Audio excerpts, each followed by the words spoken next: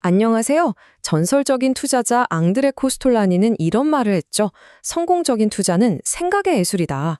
그는 시장을 정말 남들과는 완전히 다른, 어떻게 보면 좀 역설적인 방식으로 바라봤어요. 오늘은 바로 그의 통찰력을 통해서 왜 좋은 소식에 주가가 떨어지고 또 나쁜 소식에 오히려 오르는지, 이 비논리 속에 숨어 있는 진짜 논리를 한번 파헤쳐보겠습니다. 와, 시작부터 정말 역설적이지 않나요? 아니, 돈이 없는 사람한테 투자를 해야만 한다고 말하다니요. 코스톨라니는 바로 이런 식으로 우리가 당연하게 생각했던 상식을 그냥 확 뒤집어 버리면서 생각의 전환을 요구합니다. 이 문장은요, 단순히 돈이 많고 적음의 문제가 아니에요. 그보다는 절박함과 기회에 대한 그의 아주 깊은 통찰을 담고 있는 거고요. 그의 투자 철학 전체를 꿰뚫는 핵심 단서라고 할 수 있습니다. 아마 많은 분들이 공감하실 거예요. 경제가 좋다는 뉴스가 막 쏟아지는데 주가는 뚝뚝 떨어지고, 최악의 위기설이 도는데 주가는 오히려 막 오르고, 정말 도무지 이해할 수 없는 상황들 말이죠. 하지만 코스톨라니는 이 모든 혼란 뒤에 아주 간단한 딱 하나의 원리가 숨어 있다고 말합니다. 지금부터 바로 그 원리를 알려드릴게요. 자, 그 첫 번째 열쇠는 바로 시장의 위대한 역설 속에 있습니다. 시장을 움직이는 진짜 힘은 우리가 흔히 생각하는 그런 경제 지표가 아니라는 거예요. 그건 바로 수요와 공급, 그리고 그 뒤에 숨어 있는 인간의 심리입니다. 코스톨라니의 주장은 굉장히 파격적이에요. 기업의 이익이라든지 경제 성장률 같은 것들은 전부 부차적인 요소라는 거죠. 시장을 지배하는 유일하고 절대적인 법칙은 딱 하나, 바로 수요와 공급입니다. 사려는 사람이 팔려는 사람보다 많으면 가격은 오르는 거고요. 그 반대면 떨어지는 거예요. 모든 복잡한 현상의 본질은 알고 보면 이렇게나 단순하다는 겁니다. 그리고 이 수요와 공급의 핵심은 말이죠. 바로 절박함에 있습니다. 주식을 가진 사람이 어떤 심리적, 물질적 압박감 때문에 이걸 팔아야만 하는 상황이라면 가격은 떨어지겠죠. 반대로 돈을 가진 사람이 어떤 이유로든 주식을 급하게 사야만 한다면 가격은 오를 거고요. 결국 시장은 이 두 집단 간의 치열한 심리 싸움터인 셈입니다. 그렇다면 투자자들을 이렇게 절박하게 만드는, 다시 말해 수요와 공급을 결정하는 그 근본적인 힘은 도대체 뭘까요? 코스톨라니는 시장의 큰 추세를 만드는 진짜 공식이 있다고 말합니다. 그건 바로 돈 더하기 심리입니다. 공식은 보시는 것처럼 아주 간단해요. 첫 번째 재료는 돈, 그러니까 시장에 풀린 유동성이죠. 그리고 두 번째 재료는 심리, 즉 시장에 대한 투자자들의 집단적인 낙관이나 비관을 말합니다. 돈의 양이 아무리 많아도 투자 심리가 꽁꽁 얼어붙으면 시장은 움직이지 않아요. 반대로 심리가 아무리 뜨거워도 시장에 돈이 없으면 불이 붙질 않죠. 이 두 가지가 딱 결합될 때 비로소 거대한 추세라는 게 만들어진다는 겁니다.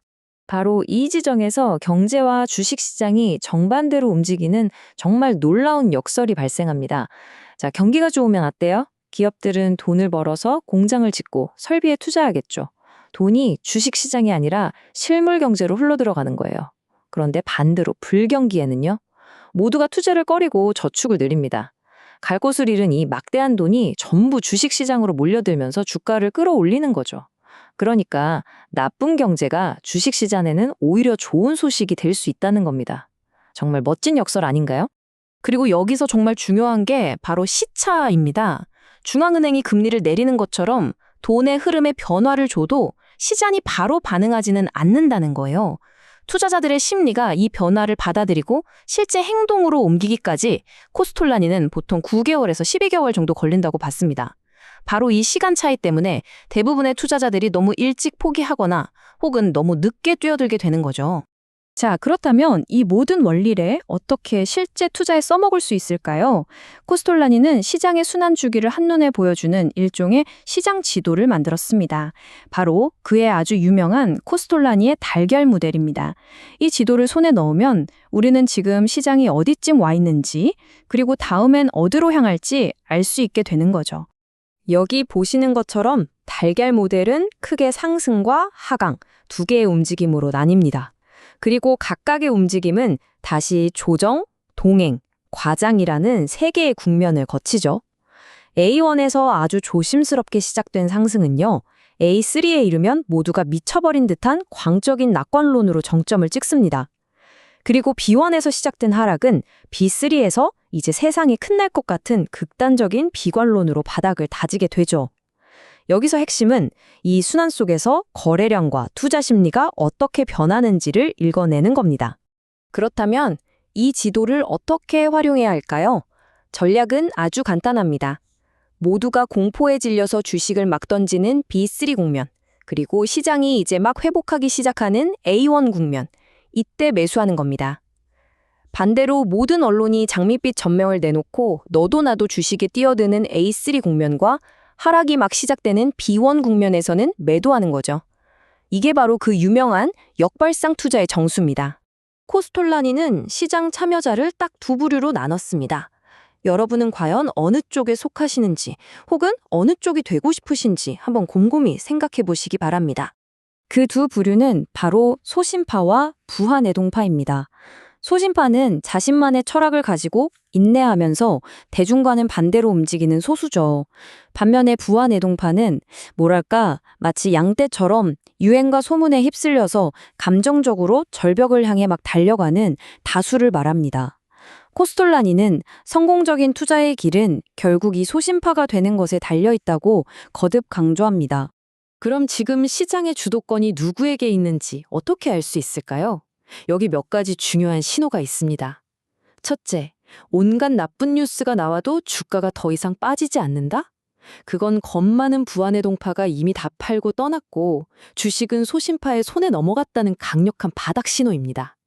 반대로 좋은 소식이 계속 나와도 주가가 오르지 못한다면요? 그건 부하내동파가 살 만큼 다 사버린 꼭대기 신호일 수 있죠. 이렇게 뉴스와 거래량의 관계를 통해서 두 집단 간의 손바뀜을 읽어내는 것이 바로 핵심 기술인 겁니다. 자, 이제 마지막으로 소심파 투자자가 되기 위한 구체적인 행동 강역을 살펴보겠습니다. 코스톨라니가 우리에게 남긴 해야 할 것과 절대 하지 말아야 할 것의 목록이죠. 먼저 해야 할 일 10가지입니다. 이걸 크게 3가지로 요약할 수 있어요. 첫째는 생각입니다. 충분한 돈과 시간을 가지고 자신만의 확신이 설 때까지 깊이 생각하고 투자해야 합니다. 둘째는 인내예요. 확신이 섰다면 설령 예상과 다르게 흘러가더라도 고집스럽게 버틸 줄 알아야 합니다. 하지만 셋째, 유연함도 필요해요. 근본적인 상황이 바뀌었거나 내가 틀렸다는 게 명백해지면 즉시 인정하고 빠져나올 줄도 알아야 하죠.